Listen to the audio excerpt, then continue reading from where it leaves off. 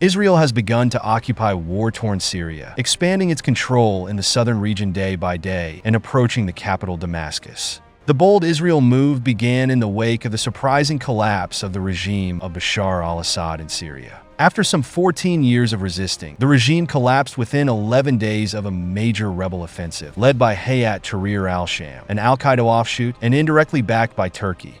The Israeli Defense Forces began moving in Syria just a few hours after the fall of the regime on December 8th. Initially, the military said that it was deploying troops to the buffer zone between the Israeli-occupied Golan Heights and Syria as a temporary measure. Later on the same day, it announced that the Israeli Air Force's elite Shaldag unit had captured the Syrian side of Mount Hermon, a strategic height that overlooks much of southern Syria and neighboring Lebanon. Israeli Prime Minister Benjamin Netanyahu announced from the Golan Heights that the 1974 separation of forces agreement with Syria had finally collapsed. On December 9th, Israel expanded the goals of its operations in Syria. Defense Minister Israel Katz ordered the IDF to create a security zone free of heavy strategic weapons and terror infrastructure in southern Syria, including beyond the buffer zone, that could pose a threat to Israel.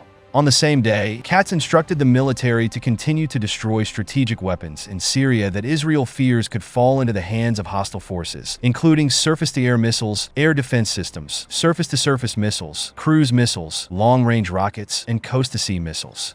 As a result, the IDF expanded its strikes to cover most of Syria's territory, including the western governorates of Latakia and Tartus, as well as the northeastern governorate of Al-Hasaka. Israeli troops took over nearly all the buffer zone and reached the city of Baidiach in Al-Qunaytra. The units deployed to the zone were reportedly the Paratroopers Brigade and the 210th Bashan Regional Division. Early on December 10th, the IDF pushed even deeper into southern Syria, with Reuters reporting the presence of Israeli troops some 25 kilometers to the southwest of the Syrian capital Damascus and in the outskirts of the town of Katana, which is located some 10 kilometers away from the buffer zone. On the same day, Hebrew media reported that the IDF had destroyed the capabilities of the SAA in the largest air operation it carried out in its history. Some 250 targets were hits, including weapons factories and military research facilities.